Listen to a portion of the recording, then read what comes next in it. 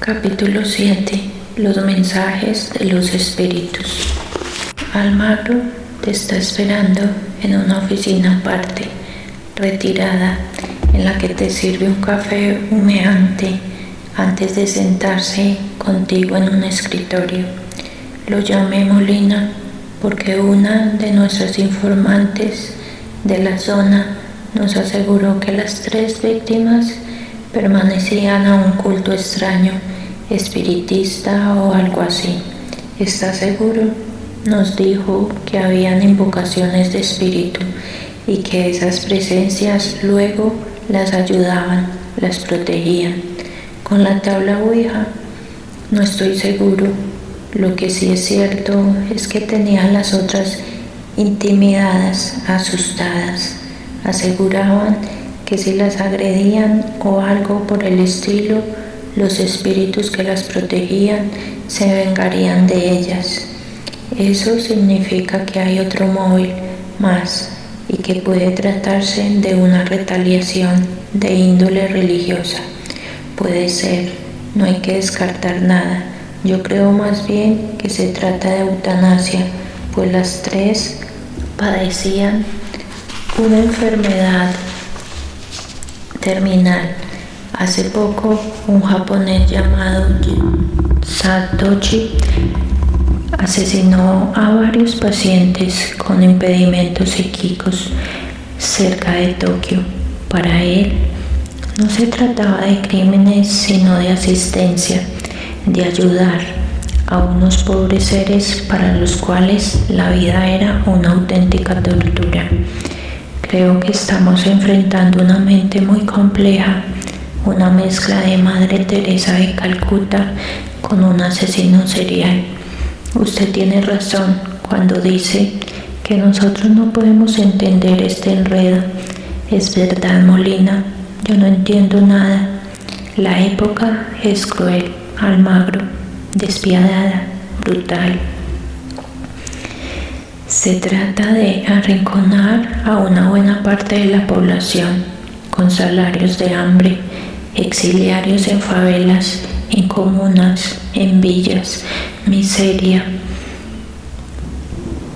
Mientras una minoría pasa las vacaciones en hoteles lujosos y casas de veraneo privado, eso es lo que hay que entender, que el capitalismo es defendido por todos nosotros, que el sistema se sostiene porque cada uno de nosotros participa en él.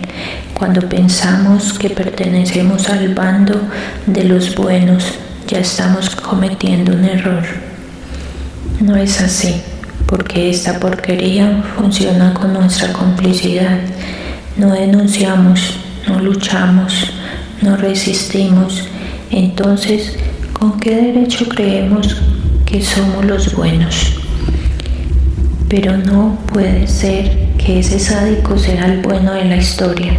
No es eso, Almagro.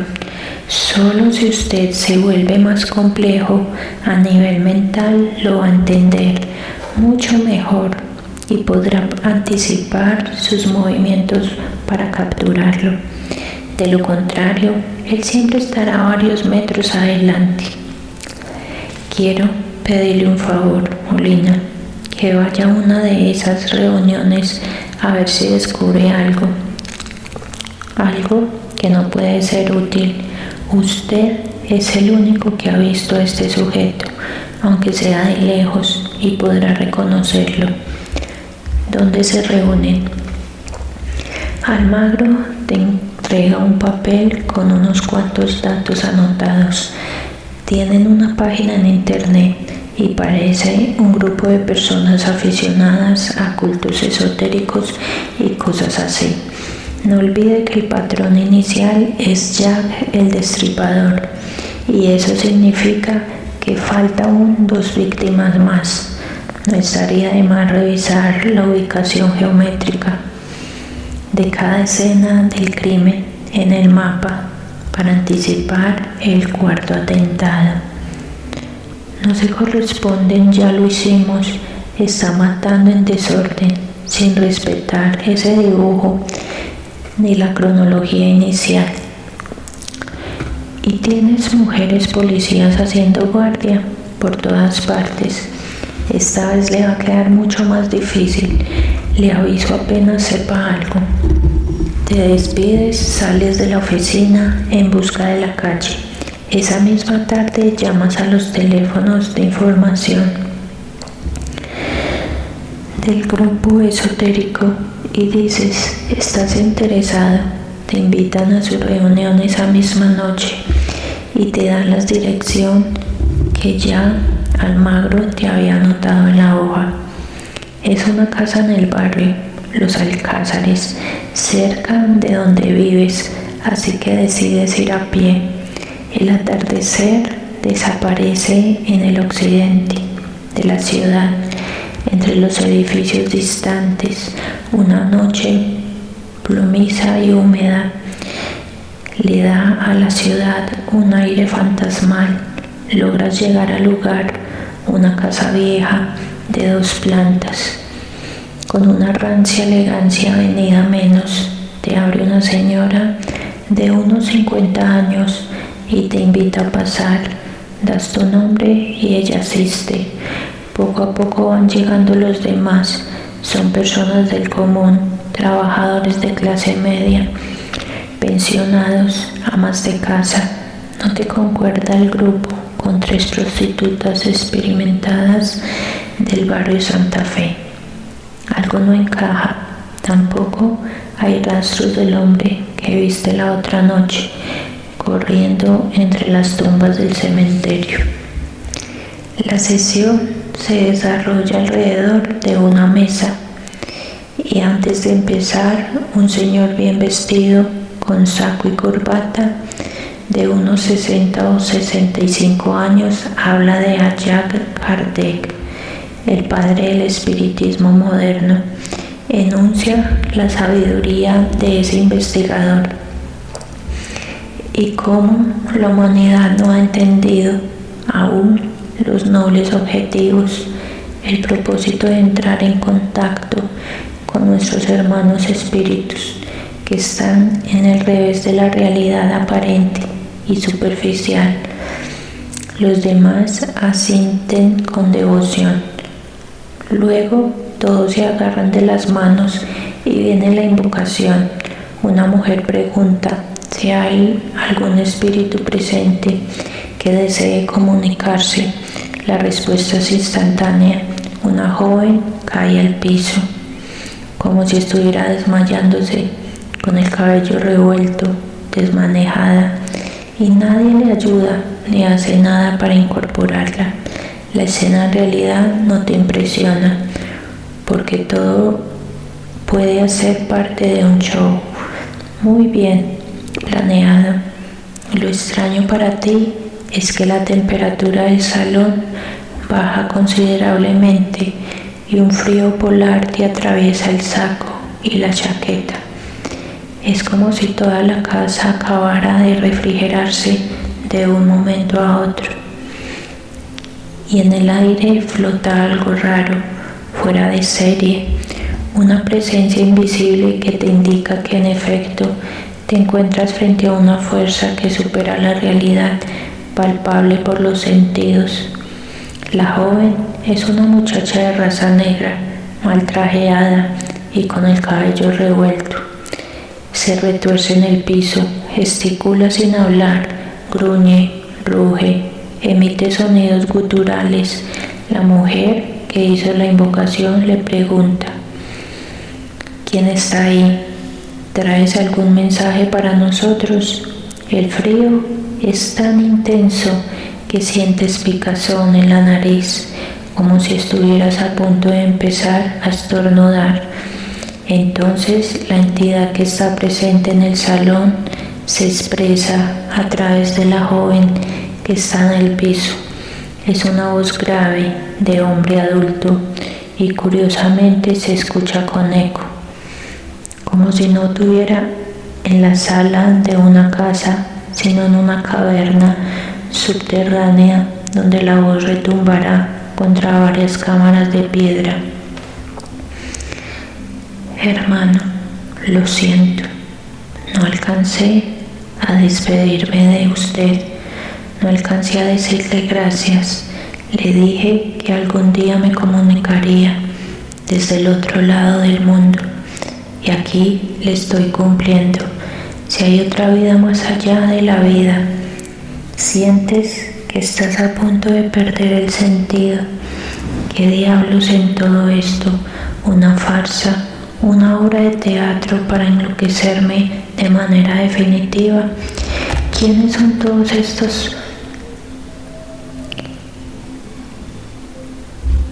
partida de desocupados? ¿Cómo orquestaron la escenografía, la temperatura del salón, las palabras que ahora te están dirigiendo, esta actriz que se dirige a ti con esa voz que allá en el fondo te recuerda a tu amigo que tanta falta te hace? No le dije cuánto lo estimaba, hermano. Gracias por tanto. Yo investigando toda la vida sobre temas paranormales y míreme ahora del otro lado, convertido en el espíritu parlante. ¿Serán los medicamentos? ¿El puto Ritroil estará empezando a alucinar de nuevo? ¿Cómo saber que todo esto no es producto del risperdal, de la depresión, de la angustia a la que has estado sometido todos los días? No puede ser. Recordé esto, maestro. Cuídela a ella mucho. Lo necesita. Es importante que no olvide ese mensaje, porque de lo contrario se arrepentirá. No aguantas más y te levantas de la mesa, donde todos mantienen unidos con las manos entrelazadas. Es demasiado. Das algunos pasos hasta alcanzar la puerta, la abres y sales a la calle, donde la temperatura en efecto es mucho más cálida, como si acabaras de escaparte de un frigorífico. Corres sin mirar hacia atrás varias cuadras hasta llegar a un parque de barrio en el que buscas un rincón y empiezas a vomitar. Luego te dejas caer en el césped húmedo y mientras empiezas a llorar como un niño, los carros pasan por las calles aledañas. Te sientes desamparado, solo, huérfano, como si fueras un niño que necesitara de una ayuda adulta que no llega nunca. Sabes que la depresión está siendo liberada. En esas lágrimas se te corren por la mejilla de manera incontrolable y entonces, por primera vez en muchos meses, te das cuenta de que también estás llorando por él, tu amigo del alma, tu hermano, el compañero de ruta que no te abandona en las crisis, que iba a visitarte a la clínica, tanto en las fases altas como en las bajas, cuando escasamente podías conversar con él. ¿Recuerdas que Calimán había puesto su consultorio astrológico en ese garaje destartalado que le habías arrendado al final de su casa? ¿Y cómo echas de menos los almuerzos compartidos alrededor de temas esotéricos, las charlas sobre la reencarnación o sobre quién construyó realmente las pirámides de Egipto? Calimán, el hombre increíble, el amigo que siempre está ahí para uno, en las buenas y en las malas. Extrañas todo de él, su humor callejero, su vestimenta desaliñada, su sonrisa de niño insolente y travieso. No puedes evitar recordar los meses en el hospital, ese cáncer agresivo que lo fue corroyendo desde adentro, como si estuviera alimentándose de su esencia más íntima. Miranda y tú estuvieron con él hacia el momento final. Lo cuidaron, lo acompañaron en la agonía, hasta que un día, a la madrugada, una insuficiencia cardíaca lo condujo por fin a la muerte. Y ahora esto, la broma final, la despedida definitiva del bufón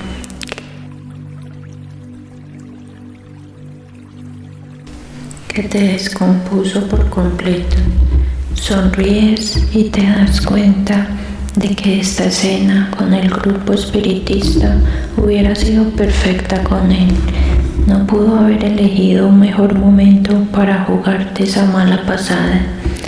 Te levantas, te limpias un poco la ropa, te secas las lágrimas con la manga de la chaqueta y regresas a la casa caminando despacio, como si acabaras de recibir una paliza y las piernas te respondieran con dificultad. La llovizna no cesa y te levantas la capucha para protegerte un poco. Solo quieres llegar y echarte a dormir. Mañana será otro día y podrás pensar con mayor claridad. Cuando llegas, lo primero que haces es revisar tu celular y ves un mensaje de Miranda. Amor, hoy te he pensado mucho. Estoy preocupada por ti. Te llamé, pero no me contestaste. No olvides tomarte la droga juicioso. Ya no falta nada y regreso. Pienso quedarme en tu casa varios días y cuidarte mucho. De malas, no pienso dejarme echar besitos. ¡Mua! Le respondes pulsando las teclas con dificultad porque los dedos no te caben en los rectángulos de la pantalla. Tú también cuídate mucho, me haces mucha falta. Hoy extrañé a Calimán de una manera que no te imaginas. Dejó un vacío que no logro llenar con nada. Supongo que esos son los amigos de verdad, aquellos que crean tu propio espacio dentro de uno. Te espero.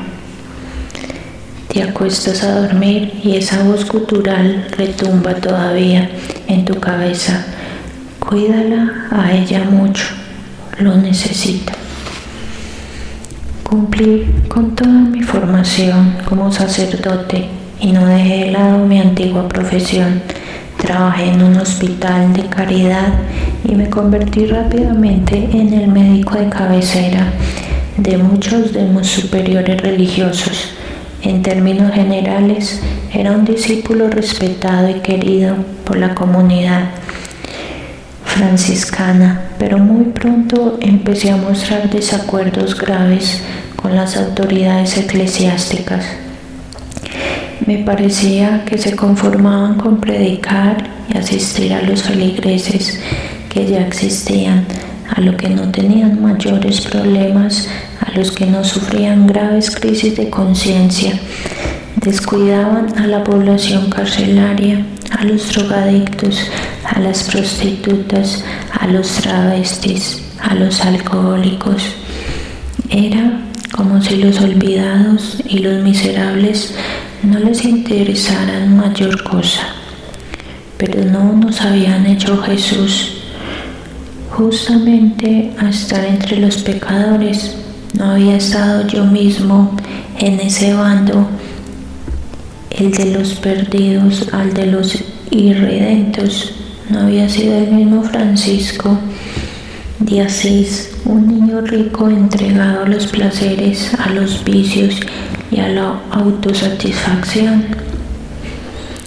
Si el mismo líder de nuestra comunidad provenía del grupo de los transgresores, significaba que debíamos cuidarlos y protegerlos, también ellos, pues allí estaba el germen de un hijo pródigo que tarde o temprano regresaría a casa. Empecé entonces toda una campaña para acompañar espiritualmente a las prostitutas y a los travestis de la zona de tolerancia. Me reuní con algunos de los líderes del barrio y les comuniqué mi interés en orar con ellos los sábados en las horas de la tarde.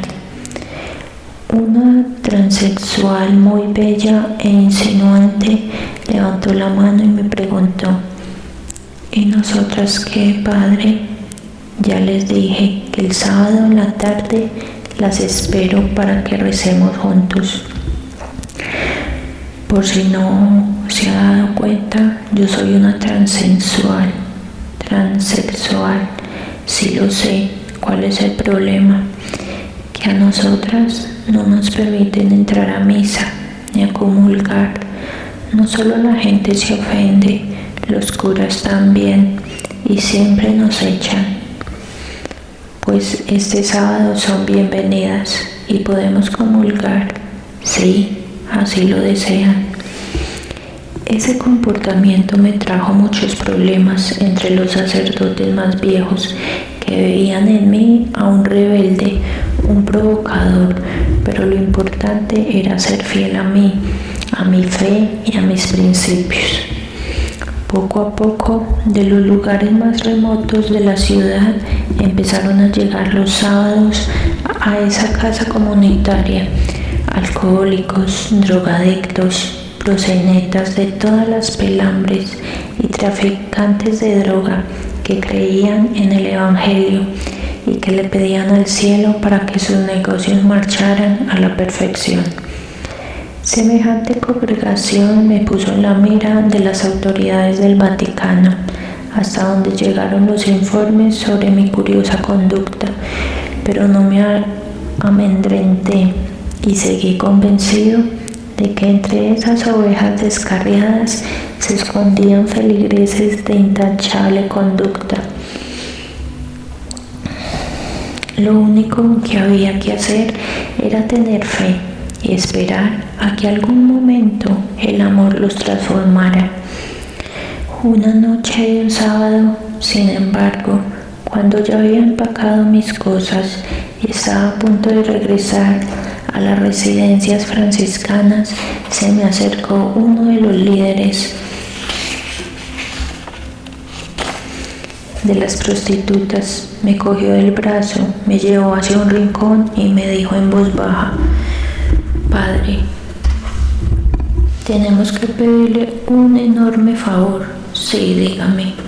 Hay 2 sacerdotes que están escondidos aquí, que desean hablar con usted. ¿Escondidos? Es mejor que yo le explique.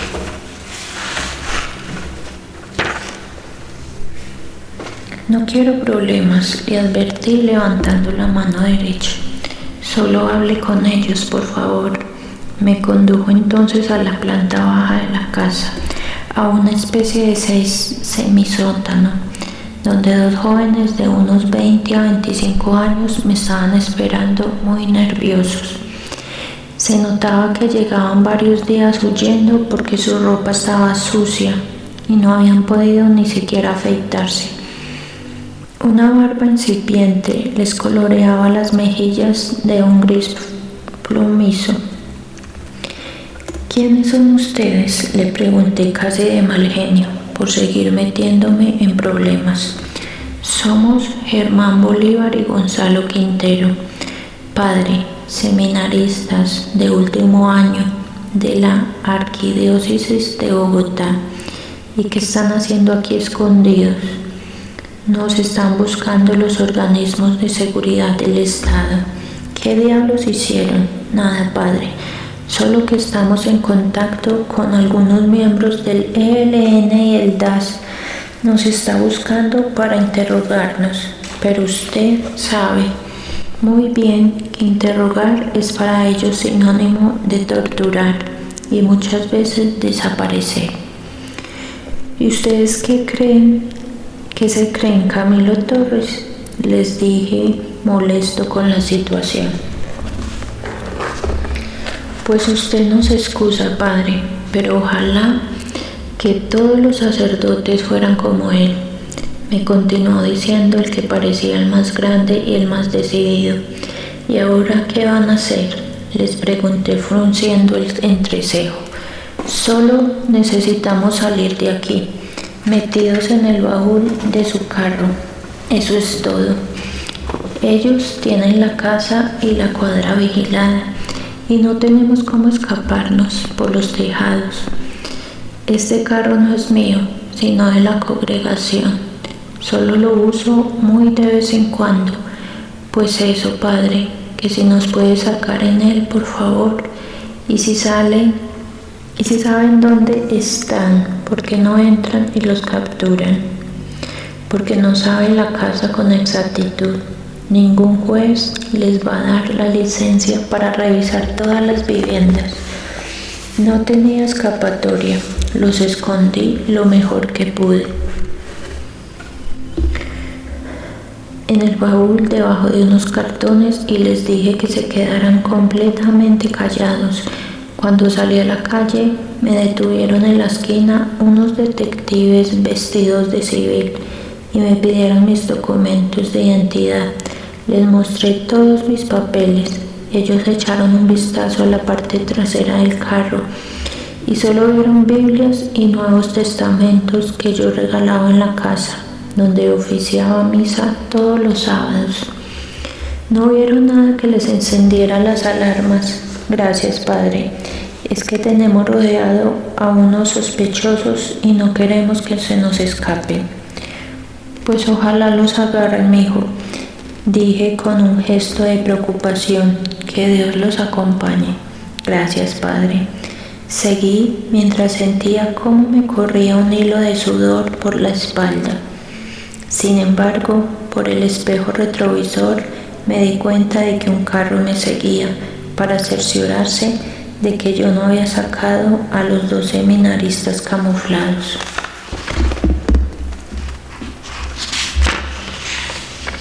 Por eso no pude detenerme para dejarlos en algún lugar y que huyeran, sino que les hablé en voz alta, indicándoles que nos estaban siguiendo y que tenían que entrar a la residencia de la congregación conmigo. Eso fue lo que hice. Los entré hasta los garajes y les mostré por dónde podían escaparse, atravesando un bosque tupido que rodeaba la montaña. Los detectives se habían quedado en la calle, a la entrada, y no tenían acceso a la parte de las residencias. Antes pasé por la cocina, le preparé un sándwich, metí varias gaseosas en una mochila y les indiqué por dónde salir, sin que ninguno de los otros sacerdotes se dieran cuenta. Cuando ya estaban saltando la cerca para internarse en la montaña, les alcancé a preguntar: ¿y para dónde van a coger? Nos vamos para el monte, padre, a combatir, me respondió el que hasta entonces había permanecido en silencio. Tenga cuidado, no lo olvidaremos nunca, padre, nos salvó la vida. Hasta luego, muchachos. Y entonces vi cómo se perdían en medio de la noche. Sentí una emoción extraña. ¿Cuántos jóvenes latinoamericanos no estaban haciendo por todo el continente exactamente lo mismo? Irse a luchar por unos ideales de justicia social para cambiar el mundo. En este caso se trataba de seminaristas de la teología de la liberación que habían unido marxismo y cristianismo en una sola doctrina. Lo único que alcancé a hacer cuando ya solo era un par de siluetas difusas en la oscuridad fue dibujar la señal de la cruz en el aire para bendecirlos y que Dios los iluminara en su camino. No sabía que protegerlos me traería uno de los más serios problemas de mi vida sacerdotal. La dirección exacta donde vivía Leticia era calle 12C, número 350. Había arrendado una habitación al fondo de ese callejón misterioso, en un segundo piso junto a un patio interno. Era un cuarto pequeño, cuya única ventana hacía parte de la misma puerta de madera que se abría hacia afuera. En esa casa vivían todo tipo de artistas del centro de la ciudad, ceramistas, hippies, vendedores de manillas y collares. artesanos y pintores de cuadros y miniaturas. Le gustaba sobre todo el color de ese cuarto, el olor a madera y a construcción antigua. Había llegado allí con una bolsa de dormir, unos cuantos libros y 2 mudas de ropa. La primera semana había sido durísima. Lo que más le costó fue acostumbrarse a compartir el baño con los inquilinos de las otras habitaciones y la lavada de la ropa, que era en la alberca y a mano. Luego había que colgarla en la propia alcoba para evitar robos y confusiones malintencionadas de los otros artistas. No tenía un peso, andaba con los bolsillos vacíos, siempre iba a la biblioteca a pie, vendía sus pinturas, caminando por todo el barrio colonial y en la noche se regresaba a pie. Su comida a las horas de la noche era pan y malta con un pan de queso familiar. Sus zapatos estaban trajinados y usaba siempre la misma chaqueta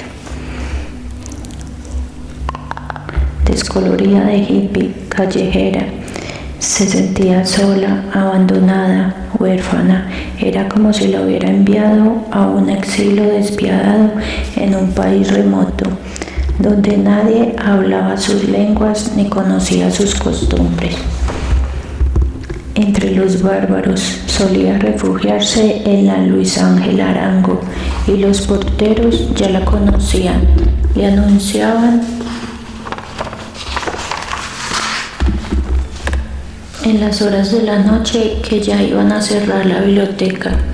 Pasaba horas y horas allí leyendo, se cambiaba de mesa, de sillón, de espacio, y se tomó la biblioteca como si fuera una extensión de la casa donde vivía.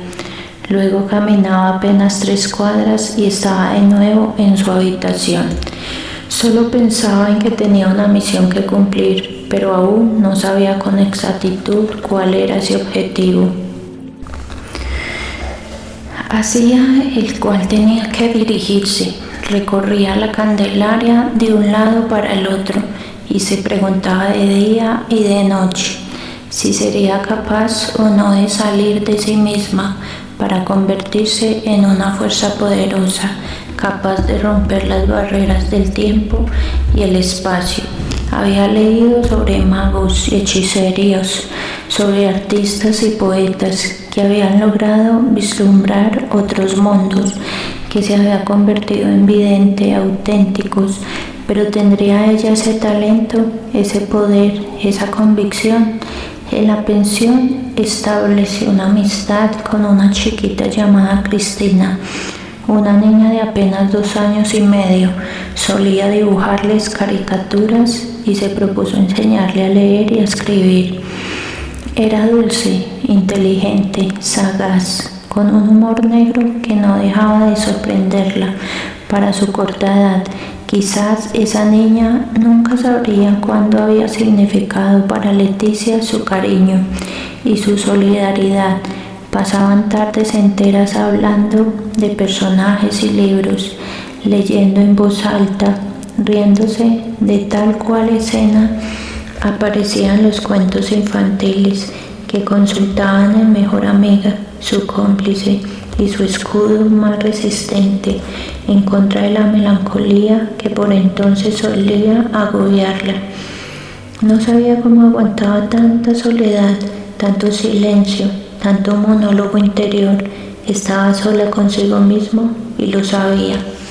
Una tarde, sin embargo, la mamá de Cristina, una artesana joven que solía vender chucherías en los alrededores de la Plaza de Bolívar, la invitó a una sección de espiritismo que se llevaría a cabo al otro lado de la ciudad, al norte, en el barrio Los Alcázares. ¿Es un grupo fijo?, preguntó Leticia con curiosidad. Ellos se reúnen a menudo, yo voy solo de vez en cuando. ¿Y qué hacen? Estudiamos a Allan Kardec, el padre del espiritismo, y cual nos cogemos de las manos en círculo e intentamos entrar en contacto con espíritus que nos guíen en este mundo por el buen camino. ¿Y todos son medium?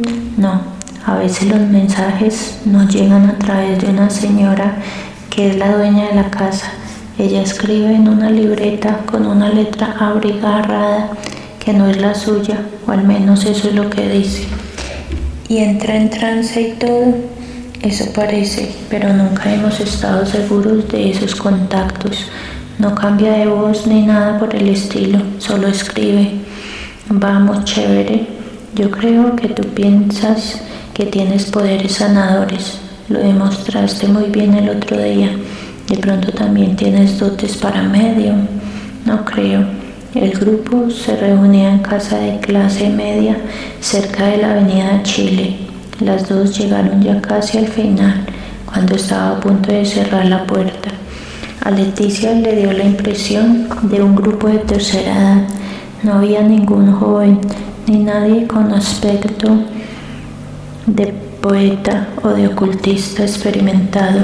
Era deprimente. Se hicieron alrededor de una mesa y la dueña de la casa invocó a los espíritus para que se hicieran presentes, y en ese preciso instante Leticia se dobló. Su cuerpo se tensionó de un modo que la haría parecer hecha de cemento o de concreto armado.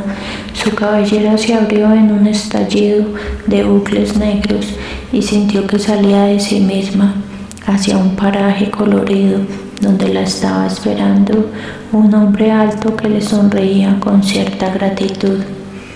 ¿Qué quieres de mí?, le preguntó Leticia a esa entidad. Necesito enviar un mensaje a un amigo mío que está reunido ahí en casa contigo. ¿Es importante? Mucho. Es una cuestión de vida o muerte. Hablaré entonces en tu nombre. Enseguida Leticia sintió su cuerpo. Era invadido por la presencia de ese fantasma que habitaba en el éter y que su voz se tomaba en su garganta. Le transmitió el mensaje al amigo que estaba casi frente a ella. En el círculo de manos entrelazadas le dijo que debía tener cuidado con su amada, que debía cuidarla y protegerla. No supo en qué momento regresó del trance y sintió mucho frío, como si estuviera en un invierno muy agreste, en medio de una tormenta de nieve. El hombre al que iba dirigido el mensaje se había levantado de la mesa como un loco, se había dirigido hasta la puerta y había salido a la calle sin despedirse de nadie. El resto de los participantes estaban pálidos, demudados. Nunca habíamos presenciado algo así, dijo la dueña de la casa. Qué privilegio estar con una medium tan poderosa. Lo siento, tengo que irme, se excusó Leticia y salió también a la calle sin esperar a su amiga, la madre de Cristina, que la había llevado a la reunión. Caminó por las calles húmedas en medio de la noche bogotana, cruzó Chapinero sin darse cuenta y luego subió a la parte oriental del centro de la ciudad. Se preguntaba qué era lo que había sucedido, quién era ese hombre, dónde quedaba ese territorio enigmático al que todos iremos algún día después de morir. Cuando entró a la casa de la Candelaria, ya estaba allí la madre de Cristina y le dijo con un respeto que también dejaba entrever cierto temor: tienes mucho poder y lo difícil será hacerte responsable de él. No sé qué pasó, entraste rápidamente en trance sin darnos tiempo para que procesáramos lo que estaba ocurriendo. Estoy muy cansada, me voy a dormir. Claro, necesitas recuperar energía. Si quieres, hablaremos después de esto. Dile a Cris que la quiero mucho. Hasta mañana. Y subió a su habitación, se recostó en la cama y se quedó dormida, vestida sin sacar la pijama, siquiera del armario.